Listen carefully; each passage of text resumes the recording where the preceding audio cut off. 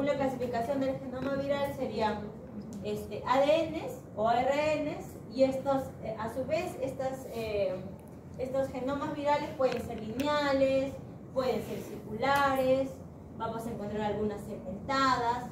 En cuanto a sus cadenas, vamos a ver que algunos van a ser monocatenarios o bicatenarios. Incluso también en cuanto al sentido, algunos van a ir en un sentido, o un segmento puede ir en un sentido y el otro segmento en otro, ¿no? Un sentido positivo, un sentido negativo o en ambos sentidos. Ahora, bueno, esta es la diferencia entre un material genético de ADN o ARN, que nosotros ya sabemos, que son sus bases de nucleótidos, adenina, timina, guanina y citosina, y su carbohidrato es la desoxirribosa, ¿no? En un ARN, lo único que va a cambiar es la timina por un uracilo, y su material base de carbohidratos sería la ribosa. Esto ya lo conocen. Acá vamos a ver algunos ejemplos de virus, por ejemplo, genoma ADN circulares, como la polimavirus, circovirus, o ADNs lineales, ¿verdad? Como un parvovirus, ¿verdad? ADN lineal, adenovirus o herpesvirus, ¿no? Este de acá es un monocatenario pero circular, ¿no? Un ADN de una sola hebra, pero circular, como un poxvirus.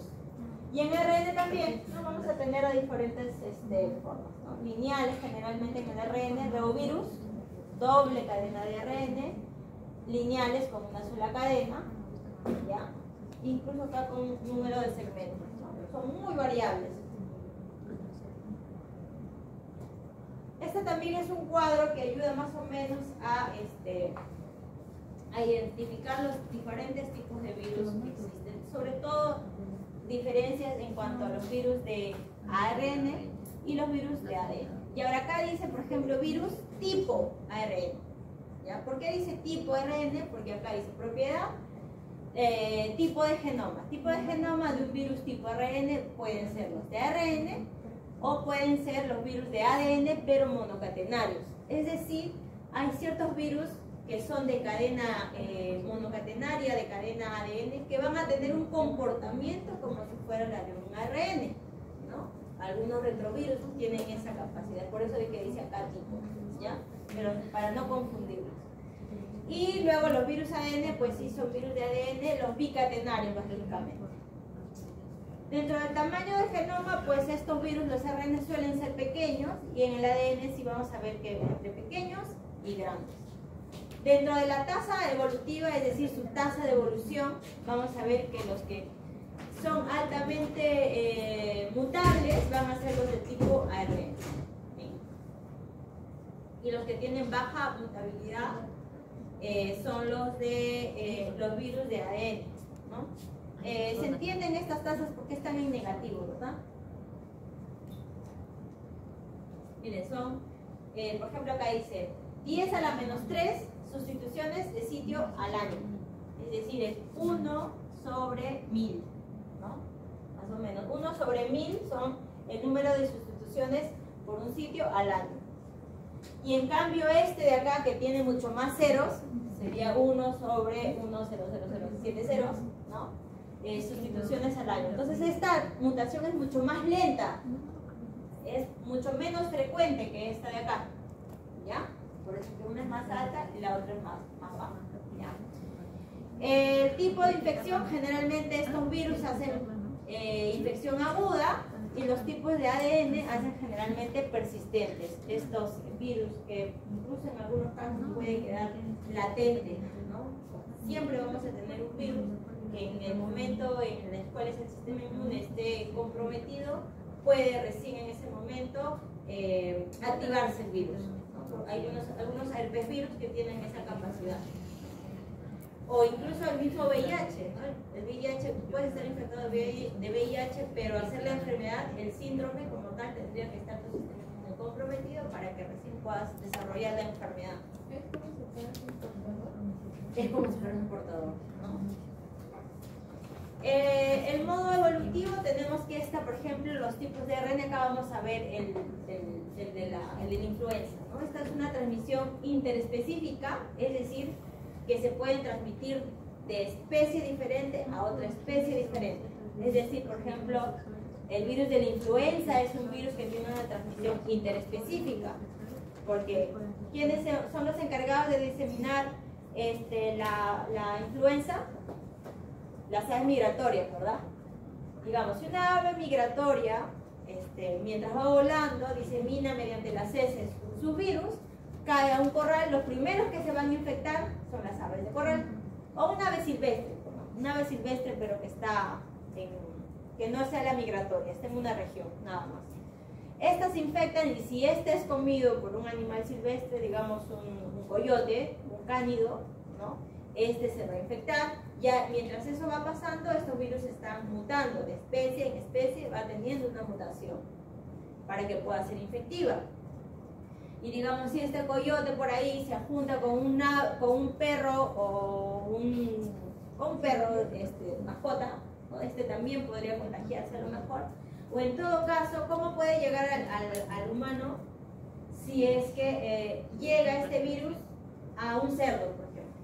Que nos acercamos más a un cerdo que un cánido, ¿verdad? Si este virus llega a un cerdo, entonces eso sí es más probable de que pueda llegar a un ser humano, ¿no? Porque más nos parecemos genéticamente a un cerdo que a un ser humano. Entonces esa transmisión interespecífica de especie a otra especie, lo tienen en forma más, digamos, común los virus de ARN. Un virus de ARN es mucho más lento, ¿no? La codivergencia, o sea, esta mutación de ir de especie a otra especie es todavía a largo plazo, ¿no? No es tan fácil, pero sí entre especie y especie, ¿no? De humano a humano sí podría pasar, por ejemplo, ¿no? Los modos de transmisión, pues un virus de ARN pueden ser por aerosoles, fluidos corporales, o digamos restos fecales, o por vectores, entre ellos fomites. Y un virus de ADN pues generalmente es por transmisión sexual o vertical, ¿no? De madre a bebé. Dentro de estos están los fluidos corporales, obviamente, ¿no? Tamaño crítico de comunidad, generalmente acá es grande, es decir, la comunidad de personas o animales que se pueden infectar, como son mutables, es mucho más grande un virus de tipo ARN que un virus de tipo ADN, ¿no? Es más pequeño el grupo, pero sí pueden estar presentes, ¿no?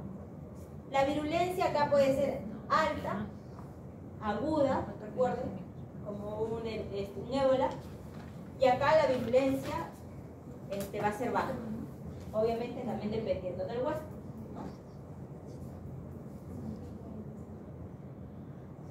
Ahora, la clasificación, esta es otra clasificación taxonómica, es la clasificación taxonómica por familia, ya la clasificación del virus por taxonomía por familia. Ahora, en cuanto a familia, vamos a entrar que existen diferentes familias. Tenemos a los reoviridae, tobacviridae, coronaviridae, etc. ¿no? No vamos a entrar en detalle porque hay muchas características que van compartiendo entre familias. Esta fue una de las primeras clasificaciones que actualmente no es muy fácil de llevar porque vamos a ver que algunas familias comparten ciertas características, entonces como que se ha dejado en desuso, pero siempre se menciona, ¿no? Que también hay una clasificación por familias básicamente, ¿ya? De los virus. Solo para mencionar. Hay otra clasificación que es por la morfología que tienen estas cápsulas. ¿Ya? Según el tipo de cápside que tenga, según la forma que tenga esta cápside, vamos a clasificarlas en virus helicoidales, es decir, estas que van como un hélice, que por ejemplo el virus del mosaico del tabaco, este virus famoso, que es helicoidal. O también tenemos aquellas que son poliédricas o icosaédricas principalmente, como un adenovirus, estos que van a ser con sus formas geométricas. Y también tenemos aquellos que van a ser complejos, es decir, pueden tener esta forma geométrica y a la vez un segmento helicoidal, ¿no? Como los bacteriófagos, que no tienen una forma exacta, ¿no? Tienen la cabeza en forma icosaédrica y la parte de la cola podría ser como un helicoidal. Ok, Acá tenemos algunos ejemplos, algunos icosaédricos desnudos, como adenovirus, algunos helicoidales desnudos, como el virus del mosaico del tabaco, los icosaédricos envueltos, o también tenemos helicoidales envueltos, y los complejos, ¿no? Los bacteriófagos. Por ahí, estos son algunos ejemplos, ¿no? Togavirus, flavivirus, rhabdovirus, paramyxovirus y bacteriófagos, o la viruela también. Entonces, según su cápside, les decía, son tres, ¿no? El helicoidal, que básicamente esta forma helicoidal del capsómero está, digamos, es la unión de varias estructuras proteicas que van a llegar a tener esta forma helicoidal, que en el interior de esta hélice va a estar empaquetando al material genético, ¿no? En el caso del icosaédrico, estas capas o caras, perdón, de esta figura geométrica va a tratar, digamos, de englobar al material genético en su interior. Y en el caso de la simetría compleja, generalmente este material genético va a estar ubicado en la zona en las cuales tiene una figura parecida a la figura geométrica, el icosaédrico. Generalmente porque hay ciertos segmentos que ya es la que se va a encargar de inyectar y va a tener que pasar por algún momento por la parte helicoidal de la simetría que tienen estos virus. Algunas importancias de por qué tienen estas formas, ¿no? Los virus más sencillos van a ser estos en espiral, estos helicoidales. Están compuestos por los capsómeros, ¿ya? Y estos generalmente van a estar alrededor de su material genético, ¿no? El material genético va a ir en el interior y lo que rodea a este material genético va a ser esta cápsula con sus capsómeros unidos dando la forma helicoidal.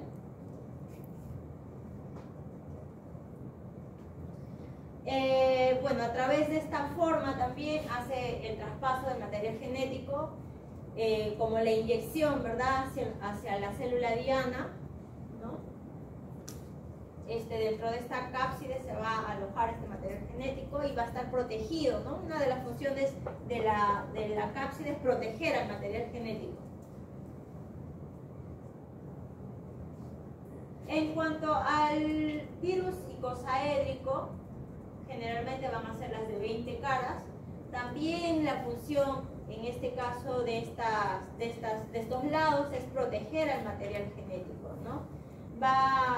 Pero este material genético no va a impedir que esta hebra de ADN o ARN no pueda moverse, ¿no? De todas maneras, sí lo protege, va a englobar a todo el material genético, pero va a tener cierto grado de libertad, porque recuerden que luego se tiene que liberar, o las hebras se tienen que dividir dependiendo en qué momento esté, ¿no?, de su replicación. Eso no puede ser de todo compacto. Y los complejos, como los bacteriófagos, pues van a tener esta parte icosaédrica con su parte helicoidal, ¿no? Y el material genético va a estar ubicado generalmente en la parte icosaédrica, pero tiene que salir en algún momento para inyectar por la parte helicoidal.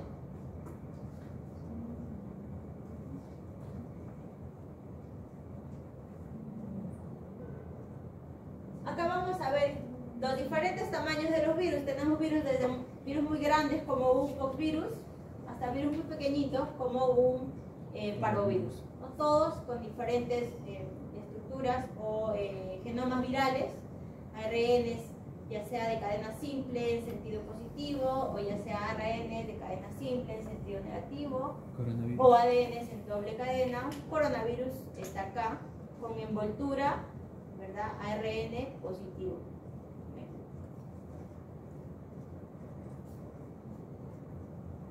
Ahora, esta clasificación que vamos a ver ahora es la clasificación que hace Baltimore también, ¿ya? Baltimore hace una clasificación que es la clasificación que más nos importa entender, porque esta clasificación es la que se usa para lo que es la replicación viral en las células, ¿ya? Entonces Baltimore lo que hace es dependiendo del material genético que tienen estos virus, lo va a clasificar en siete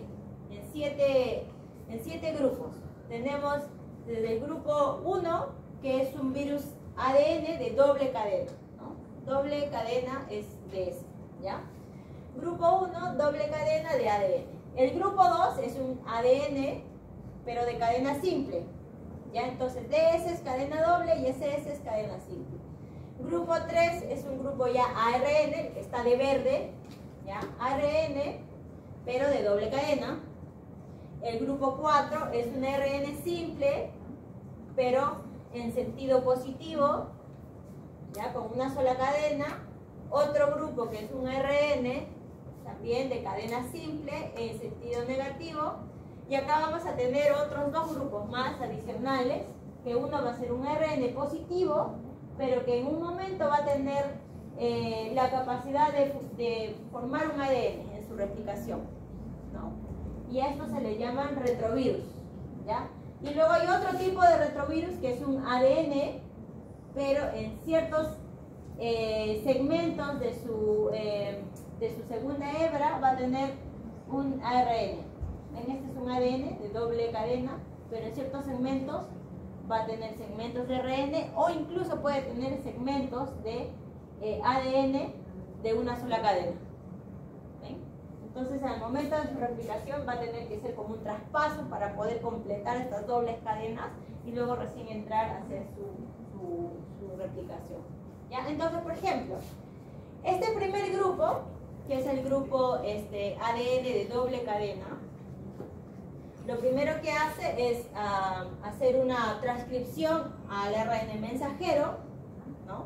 Una vez que llega al ARN mensajero, el ARN mensajero nuevamente va a hacer otra transcripción hacia las proteínas, ¿no? Las proteínas que necesite para su formación. En este segundo grupo, ya vamos a ver que es un ADN, pero de cadena simple, ¿verdad?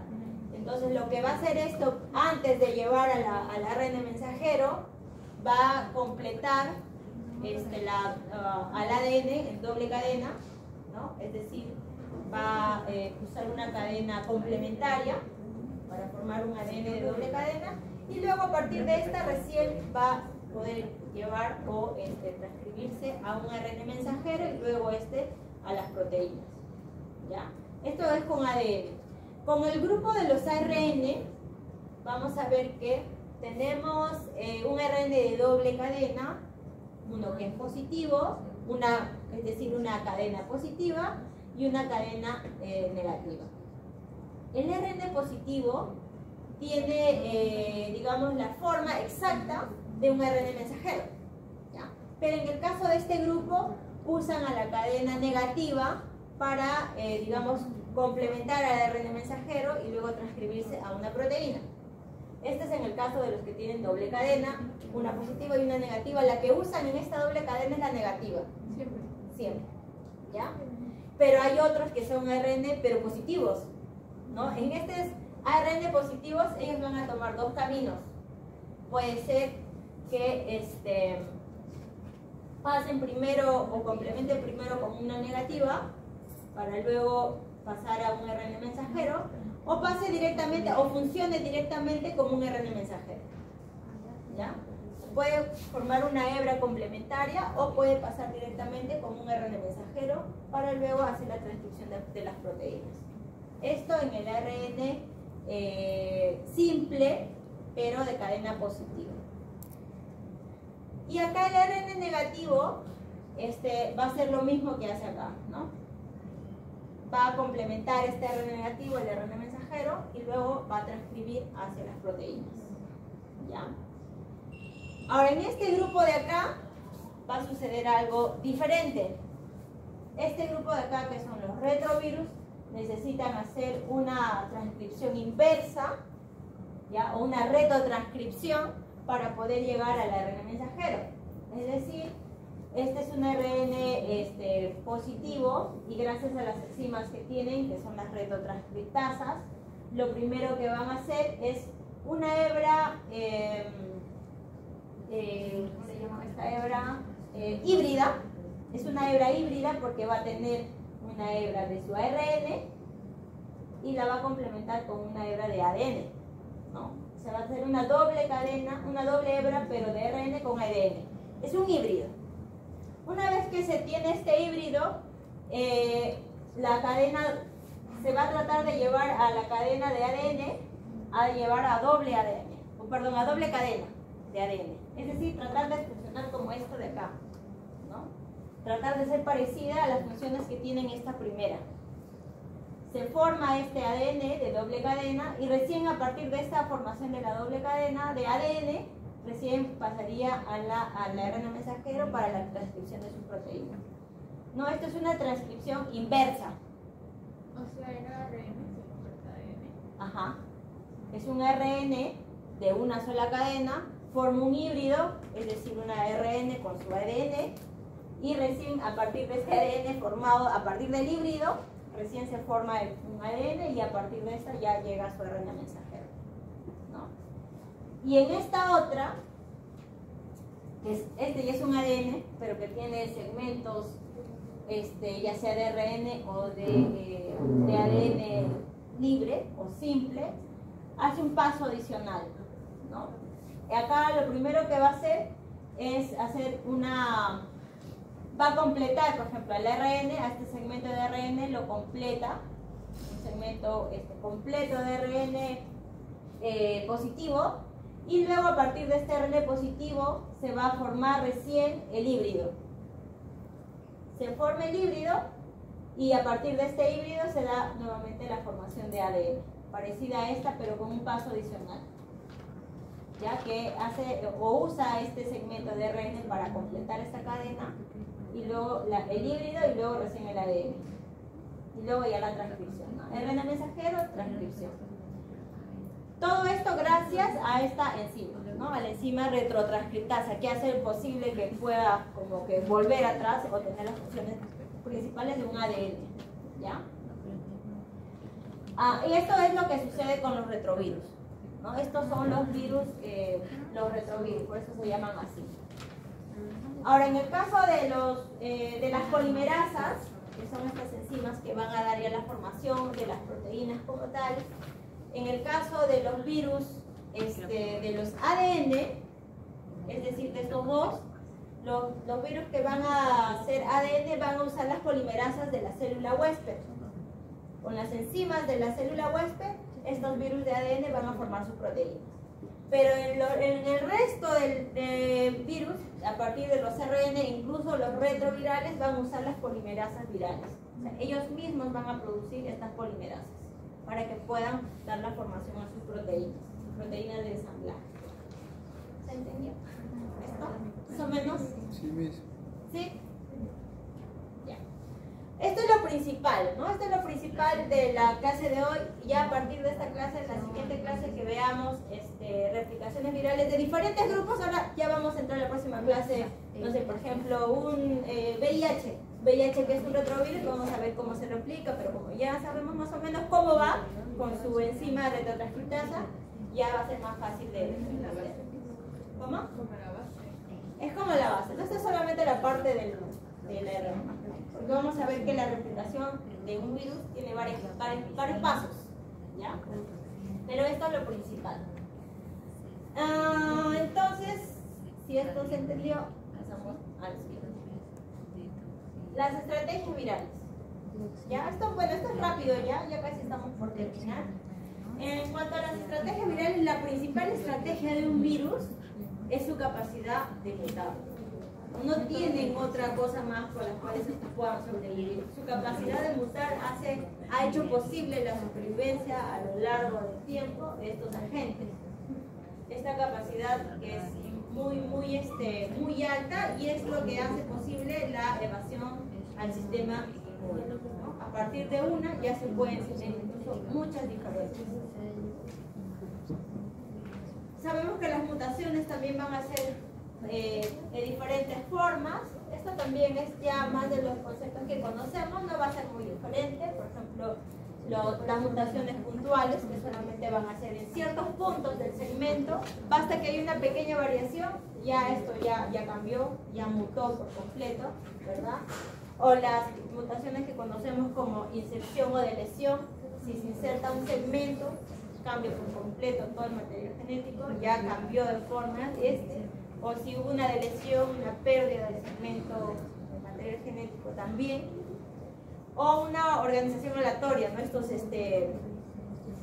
segmentos de ADN que pueden ser saltarines, como en el caso de las bacterias, ¿se acuerdan que habían segmentos saltarines? Lo mismo también puede pasar en algunos de los virus, y estos les darían algunas capacidades para estos sobrevivir, ¿no? Su principal mecanismo de supervivencia de ellos es su capacidad de mutar.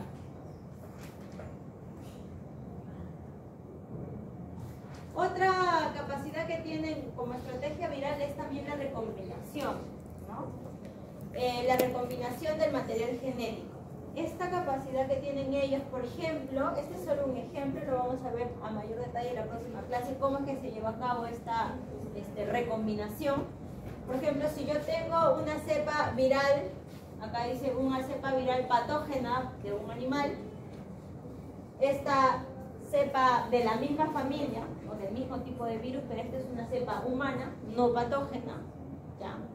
Si se recombina, puede ser posible que el resultado de esta recombinación me dé una cepa patógena con posible ser infectiva a los humanos, ¿no? Con patogenicidad alta y en el caso de los humanos, ¿no? Entonces esto también hace de que tengan ciertas estrategias, ¿no? Esto es por lo que... ¿Preguntas, chicos? ¿Se llama recomendación? Recombinación. Está mal escrito. Es recombinación, recomendación.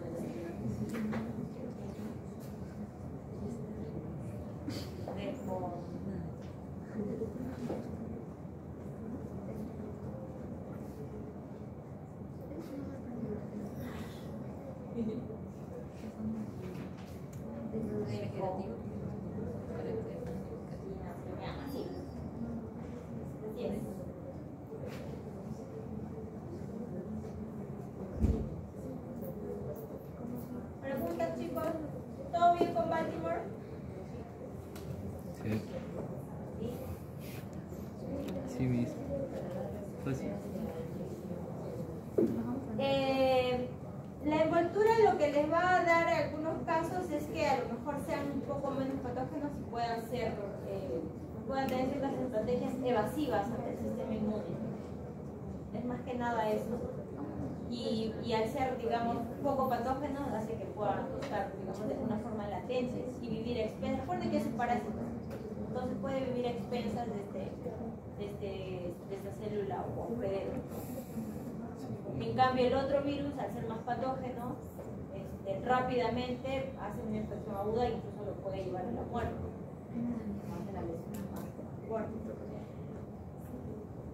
Ahora, en el caso de los tratamientos también de los virus, es un poco complicado, y si bien es cierto, sí existen fármacos, les decía, que van contra o para las enfermedades virales, pero no van directamente a matar un virus, porque recuerden que un virus está dentro de una célula. Tendríamos que, digamos, tratar de buscar fármacos en las cuales no sea dañina para esta célula, porque si no mataríamos al huésped también, ¿no? Entonces eso hace un poco, dificulta un poco lo que es el avance en cuanto a la búsqueda de ciertos fármacos específicos para enfermedades virales, ¿no? La búsqueda de agentes farmacológicos que no hagan daño al huésped.